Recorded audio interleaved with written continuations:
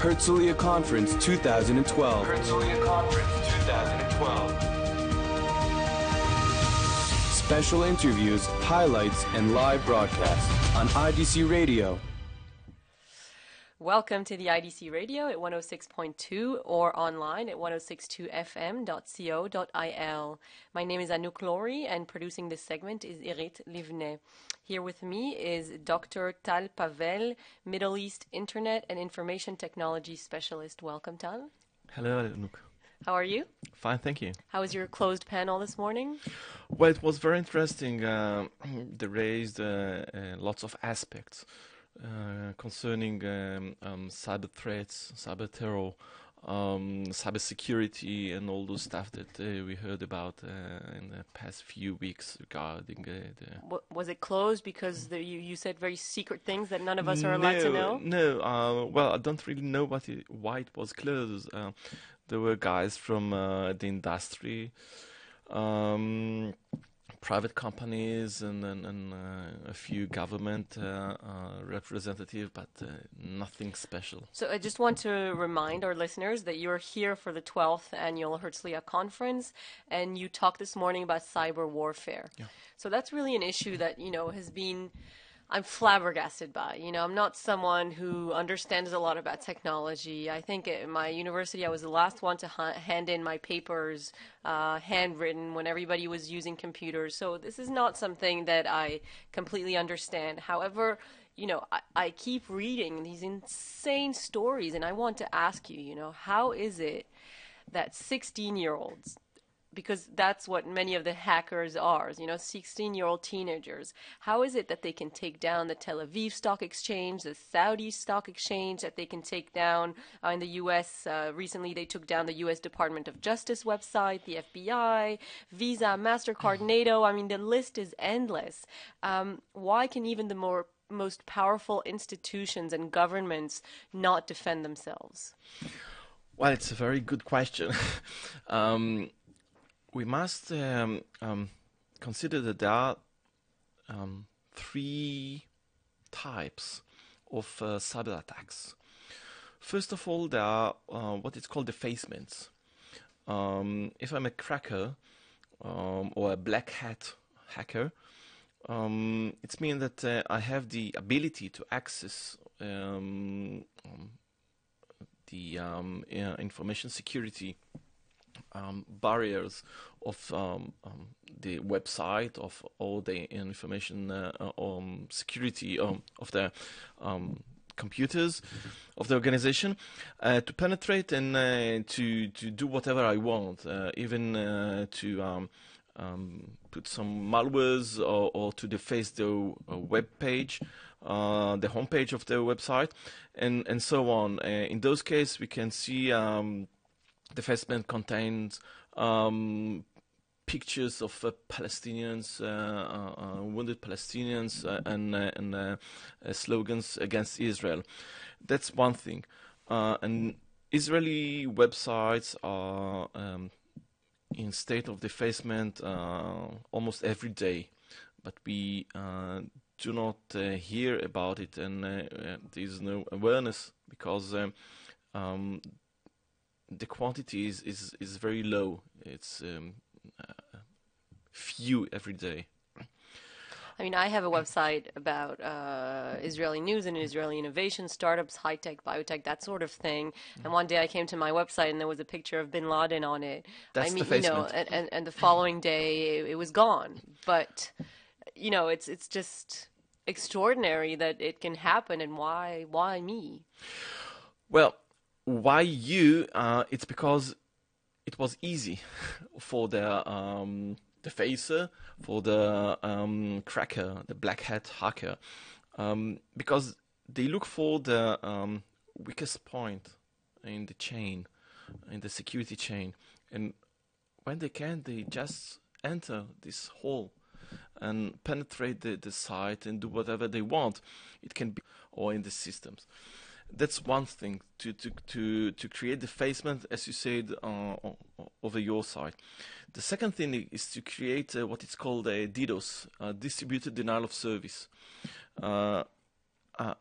it's like to create a traffic jam in Ireland. If you want to arrive to Tel Aviv,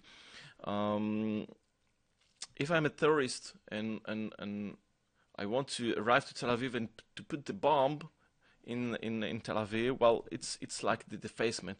But DDoS, it's like to create a traffic jam in Ireland. You create a lot of requests, computer requests to a specific website. We saw it in the websites of El Al and Tel Aviv Stock Exchange. We must explain that those attackers did not succeed to penetrate the websites, those systems. They just cause like the traffic jam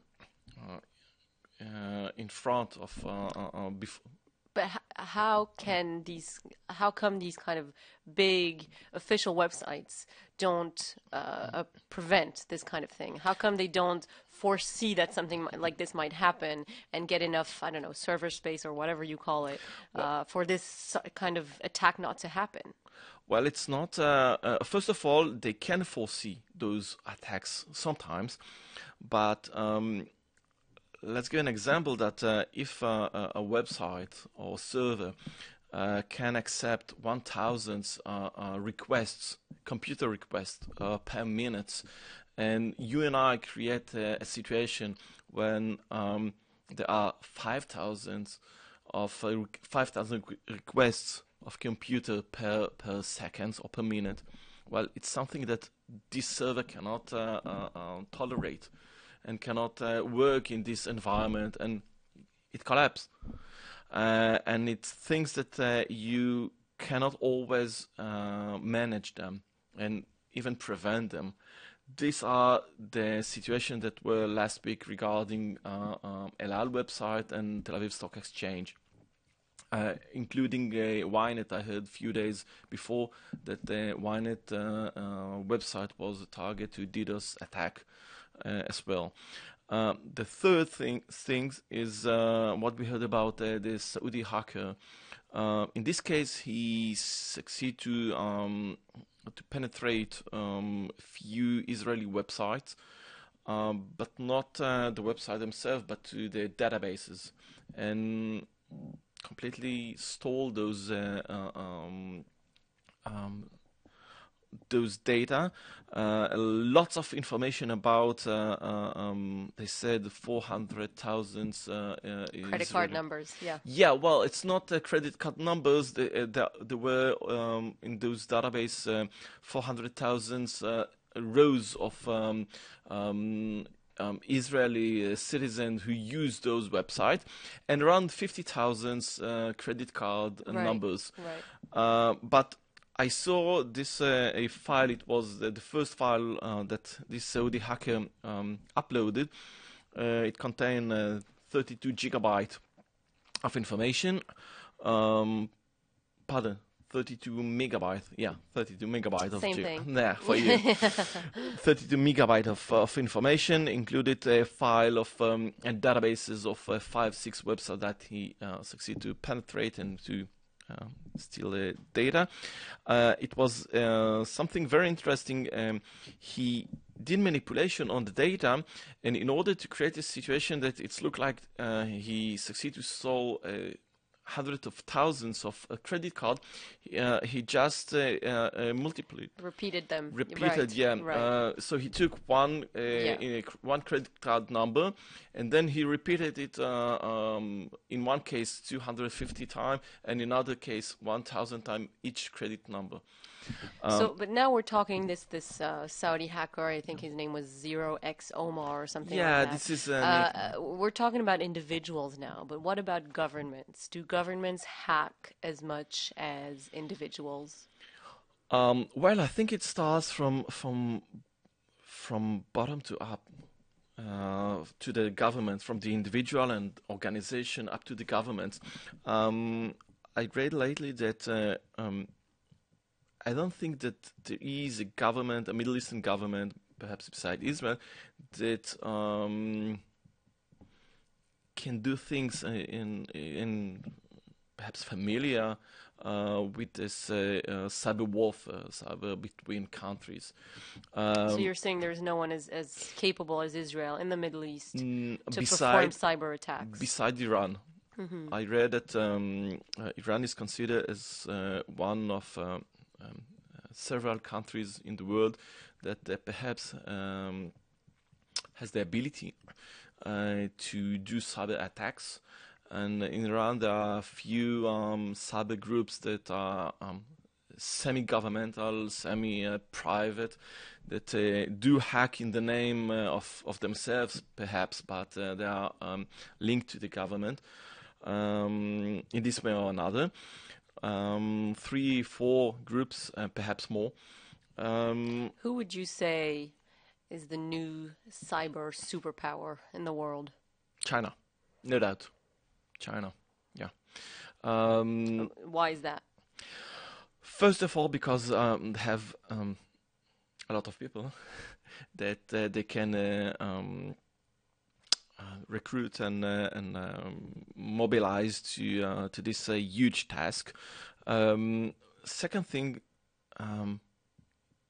it's not only the ability but the need. The need of China to be a superpower, even in the cyber warfare and cyber attack and cyber espionage area. We heard a lot of news item in this regard. Few weeks ago, we heard about 500 Japanese parliament members and the advisors that were hacked by kind of email that perhaps arrived from China. A lot of information regarding cyber espionage that point to China. We know that Russia is a very major player. We know the famous Estonia attack that was a few years ago. Estonia is a very known in e-government service. She gave a lot of electronic service over the net. Russia, well, they said that it was Russia. No one can know. Perform a cyber attack over Estonia. I think it was 3 years ago. It was a very effective one. Especially because Estonia is a very high-tech in Eastern Europe method. But as I said, she performed e-government and electronic elections. So does Russia come after China, in your opinion? Well, and where do the U.S. and Israel stand in this superpower of cyber? There was a research that said that there are 5 to 6 countries that can perform cyber attack and cyber defense. China, Russia, US, Israel, and perhaps 1 or 2 and other countries. Most people would probably agree that Israel was behind the Stuxnet virus, which attacked and damaged some of the Iranian nuclear facilities. Do you think that Israel is capable of something like that? Well, lots of reports say that the Stuxnet virus and the Stuxnet affair is definitely not the issue of a personal or a hacker or a group of hackers. It deals with a lot of information gathering and to learn the system and to know, first of all, which kind of system installed in those towns or bush facilities. Second, to achieve and to put the hand on those kinds of system and to be able to learn them. Third thing, to create the relevant malwares and to test them. Well, the assumption is that it's not the work of a single hacker or a group of hackers. But in your expertise, you think that Israel has the technical abilities to do something like that? Israel would like to be able to be in situation like this. I cannot comment to this issue whether Israel was involved or not involved in the creation of Stuxnet. I'm not asking you whether it was or it wasn't. I'm just asking if you think that Israel has the capabilities to do this sort of cyber warfare, like you said, that China can or Russia can. I mean, Stuxnet was so advanced, sophisticated. In your opinion, does Israel have the know-how to perform such? Well, Israel is in the front of high-tech industry in lots of things in cybersecurity, and there are lots of cybersecurity companies in Israel and very developed industry. And there is no doubt that some kind of possibilities perhaps are available. But those abilities to be a major player in cyber warfare are as well in the hand of several countries in the world. Going back to the individual rather than the government, are there any celebrity hackers, just like there are, celebrities in Hollywood? Is there a Brad Pitt of hackers? That's a very nice question.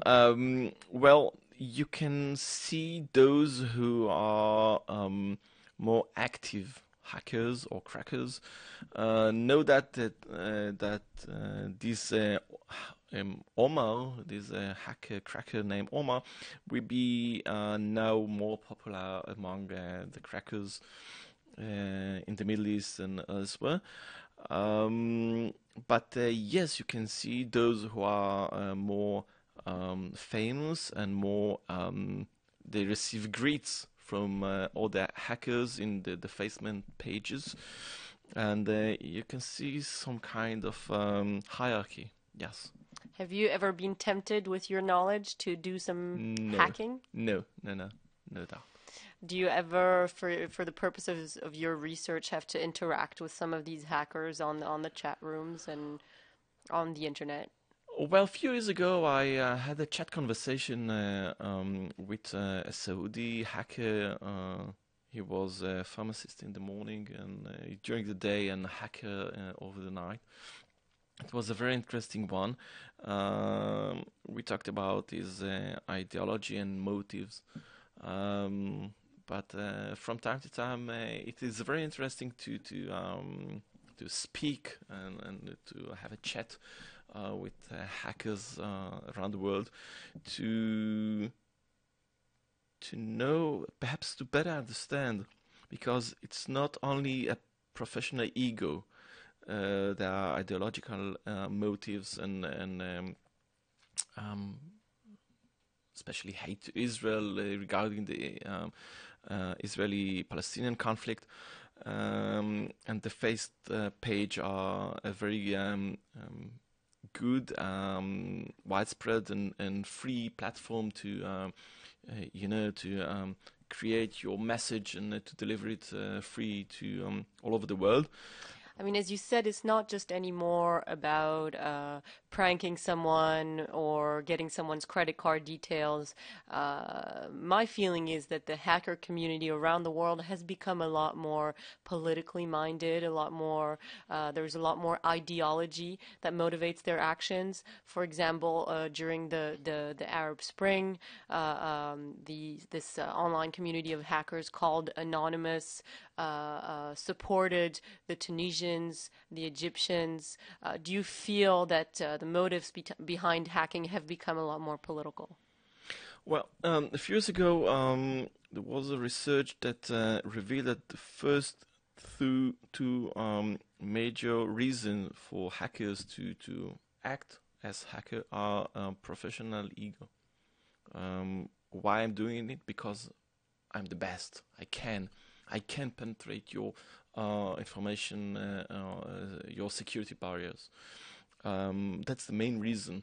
After it, you have all the ideological reasons and perhaps Islamic religious reasons and motives.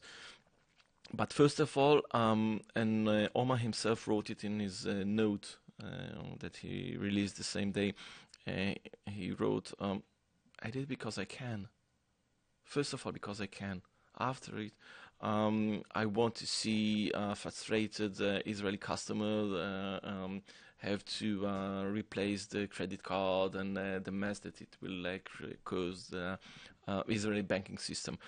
But even in the face page, you can see all kinds of slogans that they said. Your system is zero. I'm the best, or your security is down, or something like that.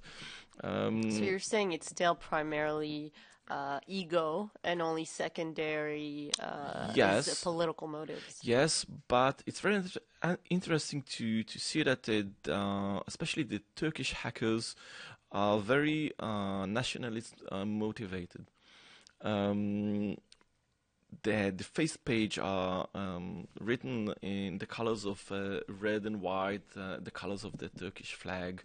You can they upload to the face page nationalist songs and the flag of Turkey. You can see that those hackers from Turkey are very motivated to. I give you an example. When there was the riots of the Muslim minority in China, I think it was a year ago, Turkish hackers attacked a Chinese website and defaced them and put all kinds of messages against China and the abuse of the Muslim minority Uyghurs, I think they called in China. Yes, from time to time we can see even attacks of Sunnis website over Shiis minority Shiis websites and vice versa. There were a few years ago attacks of Islamic activists, hacker activists, over Christian websites, and I think it was after the Pope lecture. I think it was called Retisburg, something, yeah. And when he spoke against Prophet Muhammad, they even tried to hack the Vatican website. So there are Did lots. they succeed? Well, no, because what they try to do is what it's called, as I said before, the DDoS attack, and not to penetrate, but to create a kind of traffic jam on the lines, communication lines to this server. So we can see that there are lots of reasons why I will like to hack to a website or to attack it. It's a very easy thing to do.